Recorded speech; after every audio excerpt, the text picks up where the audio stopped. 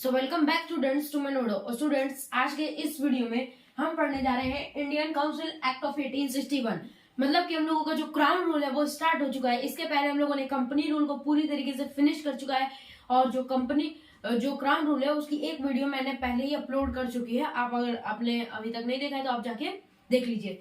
तो आज के इस वीडियो में हम लोग इंडियन काउंसिल एक्ट ऑफ 1861 पढ़ेंगे। तो हम लोग हिस्टोरिकल बैकग्राउंड चैप्टर पढ़ रहे थे यूपीएससी एम लक्ष्मीकांत बुक का पॉलिटी में। तो आज के इस टॉपिक पे यही पढ़ते हैं। चलिए शुरू करते हैं। तो पहले इस एक्ट के फीचर्स देख लेते हैं। इस एक्ट के फीचर्स क्या कहते हैं। इसमें कहा गया after math of 1857 revolt and include Indians in law making process. अब देखिए यहाँ पे क्या हुआ था। यहाँ पे 1861 है, यहाँ पे 1861 का टाइम है। 1857 का जो महासंग्राम युद्ध हुआ था ना, 1857 में जो रिवोल्ट हुआ था, the biggest revolt Indian independence के लिए, उसमें क्या हुआ था, अंग्रेज समझ गए थे। अब 1857 की क्रांति के बाद अंग्रेज समझ गए कि अब ये कुछ ना कुछ जरूर करेंगे। इंडियंस को हम लोग क्या करते हैं, लॉ मेकिंग प्रोसेस में, मतलब जो लॉ मेकिंग हो गया, लॉ मेकिंग प्रोसेस में उनको शामिल कर लेते हैं ताकि ये हम लोगों से और गुस्सा ना हो। और ऐसा इन लोगों ने इसलिए शामिल किया ताकि ये लोग और जो इंडियंस है वो और गुस्से में ना आ जाए, इसलिए उनको लॉ मेकिंग प्रोसेस में भी इंक्लूड कर लिए थे। नेक्स्ट है Indians as non official members. देखिए वायसराय काउंसिल, अब इसमें क्या क्या रहा है इस लाइन में, मैंने अपने ये जो है नोट्स मैंने खुद से बनाए हैं, मैं आपको समझा रहा हूँ। तो मैं तो आपको रेफर करूंगा कि आप अपने हैंड रिटन नोट्स बनाइए। हैंड रिटन नोट्स आप लोग बनाएंगे तो आपको अपने समझ में आएगा। अगर आप लोग मेरे नोट्स देखकर बनाएंगे तो आपको उतना भी समझ नहीं आएगा, इसलिए अपने अपने हैंड रिटन नोट्स बनाने चाहिए। क्या, चलिए अपने टॉपिक पे आते हैं। Indians as non official members to Viceroy council. देखिए इंडियंस को ये लॉ मेकिंग प्रोसेस में शामिल तो कर लिए, कहा शामिल तो हम लोग कर लेंगे, मगर इन्होंने कहा कि शामिल हम लोग भले ही कर लेंगे मगर इनको नॉन ऑफिशियल, इनको कोई लॉ मेकिंग प्रोसेस में शामिल कर ले मगर लॉ मेकिंग ये नहीं कि बनाने देंगे, लॉ मेकिंग हम लोग बनाने नहीं देंगे, अंग्रेजों ने कहा। तो इनको खाली शामिल कर लिए वायसराय काउंसिल में, जो वायसराय काउंसिल था उसमें इनको शामिल कर लिए एज नॉन ऑफिशियल। ऑफिशियली तरीके से करेंगे तो कोई दिक्कत हो जाएगी ऑफिशियली तरीके से, इसलिए नॉन ऑफिशियल। आके खाली बैठे रहो, देखो चुपचाप कैसे लॉ बन रहा है, तुम चुपचाप बैठ के देखो। ओके, उसके बाद है 3 Indians were nominated, Raja of Banaras, Maharaja of Patiala and son Dinkar Rao.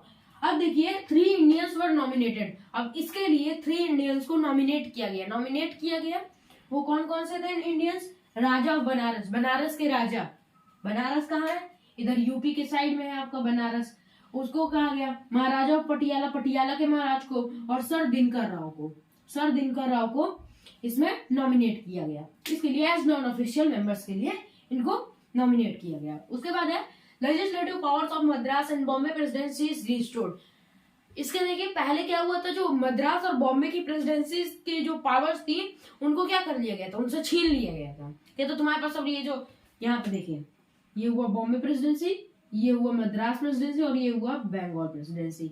जिनमें सबसे बड़ी बंगाल प्रेसिडेंसी थी, ये मुंबई, अभी के टाइम पे मुंबई है मगर उस टाइम पे बॉम्बे प्रेसिडेंसी कहा जाता था, और ये है मद्रास प्रेसिडेंसी। तो ये जो बंगाल प्रेसिडेंसी थी, ये जो बंगाल प्रेसिडेंसी थी ये सबसे बड़ी प्रेसिडेंसी थी, सबसे बड़ी प्रेसिडेंसी, क्योंकि यहाँ पे कमर्शियल वर्क भी जितना जो ब्रिटिशर्स का हुआ करता था, कमर्शियल वर्क भी यहीं पे करते थे, और सिविल वर्क, सिविल मिलिट्री जितने भी वर्क हुआ करते थे, वो जितने भी इंपॉर्टेंट हुआ करते थे सब बंगाल प्रेसिडेंसी के अंदर हुआ करते थे। और ये जो मद्रास और बॉम्बे की प्रेसिडेंसी थी ये छोटी छोटी थी, इनको ज्यादातर कमर्शियलाइजेशन के लिए यूज किया करते थे।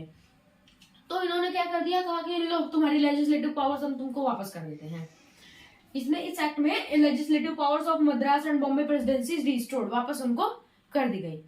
इससे पहले लेजिस्लेटिव पावर्स जो थी उनकी उनसे वापस ले ली गई थी। उसके बाद है new legislative council for Bengal in 1862, North Western Provinces 1896, Punjab 1897 were established. देखिए जो न्यू लेजिस्लेटिव काउंसिल, बंगाल में नई लेजिस्लेटिव काउंसिल को बैठाया, नई लेजिस्लेटिव काउंसिल की स्टैब्लिशमेंट हुई 1862 में, नॉर्थ वेस्टर्न प्रोविंस की 1896 में हुई, और पंजाब की यहाँ पे 1897 में स्टैब्लिश किया गया। न्यू लेजिस्लेटिव काउंसिल्स, इनके अंदर न्यू लेजिस्लेटिव काउंसिल्स बंगाल में, नॉर्थ वेस्टर्न प्रोविंस में, पंजाब में स्टैब्लिश की गई। ओके, नेक्स्ट है empowered viceroy to issue ordinance during emergency. Life of such ordinance is 6 months. अब वायसराय को एक पावर दे दी गई कि तुम इमरजेंसी में ऑर्डिनेंस लगा सकते हो, इमरजेंसी सिचुएशन में ऑर्डिनेंस लगा सकते हो। तो मगर इन ये जो ऑर्डिनेंस होगी इसकी लाइफ कितने टाइम के लिए होगी? Only for 6 months।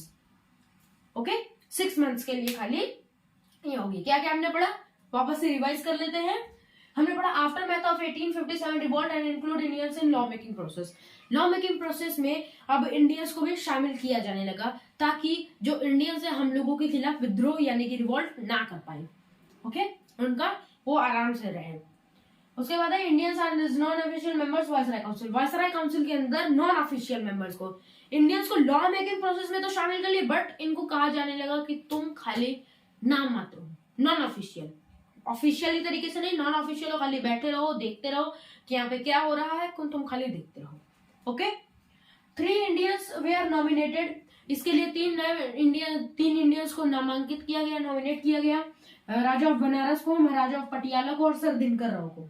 Okay, new legislative council for Bengal in 1862, North Western province 1896, Punjab 1897 were established. Okay, new legislative council Bengal के लिए new legislative council, North Western province के लिए नॉर्थ वेस्टर्न प्रोविंस इधर की तरफ है, नॉर्थ वेस्टर्न प्रोविंस जो हुआ करता था उसके लिए भी एक लेजिस्लेटिव काउंसिल 1896 में बना दी गई और पंजाब में भी 1897 में बना दी गई।